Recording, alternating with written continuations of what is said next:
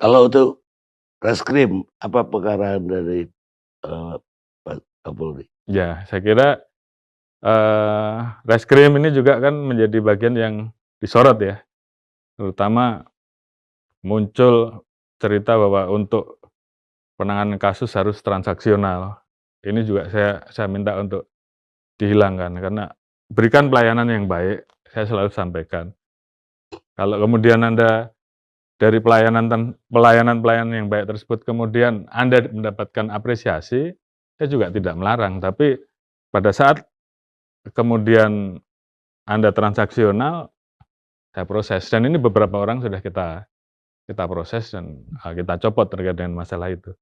Jadi budaya-budaya seperti ini memang harus dirubah Bang Karni.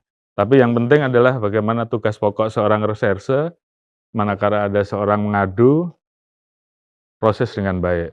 Ini juga saya banyak sekali mendapatkan laporan, termasuk beberapa orang kemarin ketemu langsung dengan saya Bang Karni, ada yang dari Kalimantan, ada yang dari Sulawesi, untuk mengadu bahwa proses pidananya yang dilaporkan tidak dilayani dengan baik, dan biasanya itu langsung saya tegur Kapoldanya atau Kapolresnya.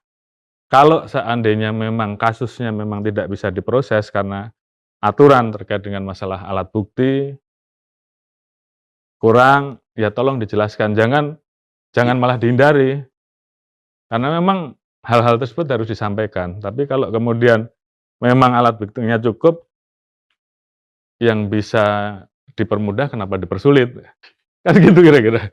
Jadi hal-hal tersebut memang harus dibuka ruangnya untuk kemudian bisa berkomunikasi, dan saya minta untuk Dumas Presisi, Propam Presisi, layanan pengaduan ini harus dikenal oleh masyarakat, sehingga pada saat masyarakat tidak puas atau mungkin ada pertanyaan-pertanyaan bisa dijawab. Seharusnya ini menjadi kewajiban dari para kasatker, dari komandan-komandan penyidiknya untuk memberikan nomor telepon tersebut, sehingga pada saat masyarakat kemudian harus menjawab karena atau masih tidak puas karena proses yang ada, bisa dijawab. Saya kira kalau memang itu bisa dijelaskan secara baik, masyarakat juga bisa paham. Tapi masyarakat juga pasti akan bertanya-tanya, kalau alat bukti saya cukup, kenapa kok prosesnya nggak dijalankan?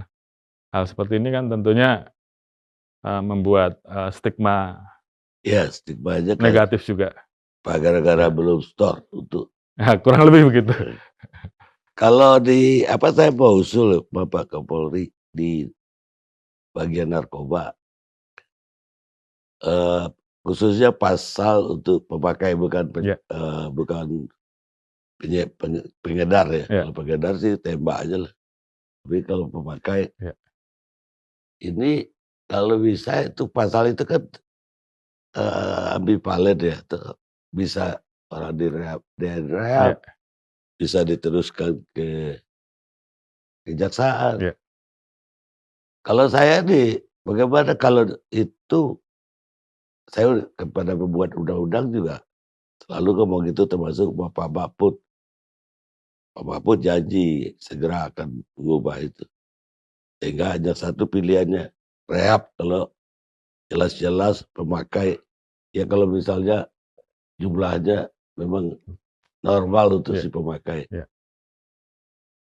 Sehingga tidak menjadi, tawar-menawar akhirnya, mau direhab atau mau terus Benar, ini usul. ya.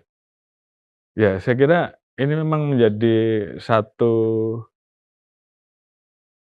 masalah di lapangan yang memang harus kita pecahkan, karena memang kalau kita proses pidana semua, baik pengguna, pemakai, disamakan dengan pengedar, pasti juga penjara penuh, Pak, ya. Udah, Apalagi sekarang katanya 75% karena, pengguna narkoba, narkoba dan, pengguna lagi. pemakai, pengedar. Jadi, eee, terkait dengan pembatasan, misalkan 1 gram dia bisa direhab, itu, tentunya menjadi salah satu solusi, tapi yang paling penting mungkin bagaimana kemudian seandainya proses rehab itu dilaksanakan, proses rehabnya harus betul-betul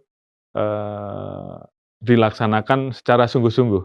Sehingga setelah dia direhab, begitu keluar dari rehab tersebut, maka bisa dipastikan bahwa dia tidak menjadi pengguna lagi. Karena juga ada kecenderungan bahwa rehabnya tidak Salah-salah sungguh-sungguh. Kalau asal-asalan. bahasa kita pro memori lah gitu. Jadi begitu dia sudah mendaftar di tempat rehab, kemudian, tidak dilaksanakan secara sungguh-sungguh, mendapatkan surat itu, suatu saat dia kedapatan Pakai lagi. tertangkap. Jadi ini juga tentunya, kita yang sama-sama memiliki peran dalam hal ini, stakeholder terkait tentunya juga harus mempunyai kesepakatan Sinergi yang lah. sama. Sehingga kemudian kalau betul ini bisa dilaksanakan dengan baik, saya kira, pencegahan terhadap narkoba, karena memang ini jadi masalah besar buat negara, dan ini juga sudah menjadi program sebenarnya, bagaimana membentuk kampung tangguh bebas narkoba.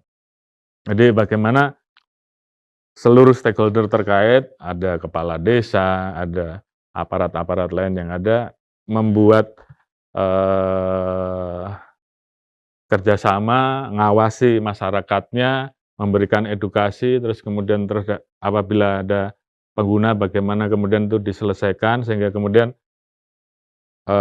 kampung tersebut pelan-pelan penggunanya berkurang, terus kemudian apabila ada, narkoba yang akan masuk memiliki daya cegah, ini yang sedang, kita ciptakan. Sehingga mulai dari hulu sampai dengan hilir tentunya harus digarap, karena memang ini menjadi satu rangkaian. Apalagi, kita melihat dari pengungkapan-pengungkapan yang kita lakukan, kita melihat bahwa ini kan seperti teori gunung es, walaupun di beberapa tempat kita sudah mengungkap dalam jumlah besar, tapi, tentunya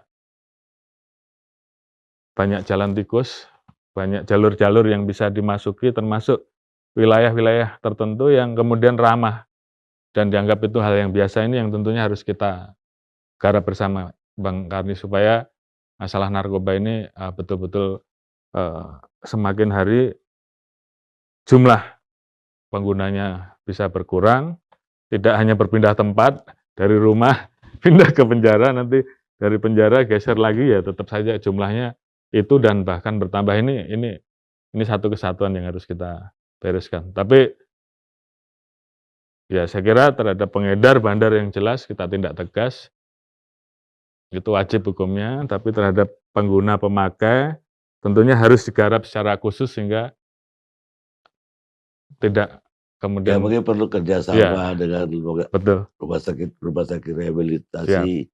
Rumah sakit itu pengawasnya kan Depkes itu, harusnya Depkes juga turun siap. tangan dalam hal ini. Baik, yang terakhir yang kita apresiasi juga, eee, larangan Pak Kapolri yang terakhir yang melarang gaya hidup mewah terhadap, anggota, mobil pun harus Avanza atau Innova. Itu yang celaka kalau kita anggota, mobil kita udah 4 di rumah tuh, 2 mewah lagi. Apa harus dijual. Jadi gini Bang Karni, kan arahan dari Pak Presiden juga sudah jelas bahwa situasi negara, situasi masyarakat sedang sulit, dan tentunya anggota-anggota juga harus memiliki sense of crisis tentang itu, empati terhadap hal-hal tersebut. Saya juga tentunya, tahu bahwa tidak semua anggota ini berangkat dari orang-orang yang mungkin, biasa-biasa. Banyak juga dari yang mungkin, karena memang polisi ini sekarang banyak banyak banyak peminatnya Bang Karni. Jadi anak-anak Orang kaya juga orang kaya juga banyak yang masuk. Kalau ndak suaminya mungkin istrinya, kan begitu. Tapi, kita hanya mau sampaikan bahwa dalam situasi yang sulit ini, terkait dengan hal-hal tersebut, tolong jangan dipamer-pamerin lah. Saya sampaikan misalkan Kapolres kendaraan dinasnya Pak Bupati misalkan Innova ya, Kapolresnya juga samalah Innova walaupun dia mungkin punya lebih dari itu supaya juga nggak menjadi sorotan, nggak jadi pohon terkenal. Jadi disimpan saja dulu. Tapi juga terhadap hal-hal seperti ini tentunya menjadi satu kepekaan supaya ini kan menjadi stigma negatif juga. Jadi hal-hal tersebut tentunya teman-teman di lapangan tentunya mengerti, paham. Mungkin ini banyak terjadinya sebenarnya di kota besar Bang Karni. Kalau di pedalaman di daerah saya kira sih nggak muncul ya, tapi biasanya di kota-kota besar dan ini saya ingatkan kepada anggota untuk kemudian paham itu dan tentunya kalau kemudian muncul viral mau tidak mau saya kan harus tindak karena ini sudah menjadi kebijakan. Kira-kira seperti itu Bang Karni. Baik, Siap. Jenderal. Siap, terima kasih. Sekali lagi terima kasih banyak sudah mau menerima saya. Siap. Nanti kalau ditanyanya lebih banyak, nanti banyak anggota juga yang pingsan nanti. Terima kasih.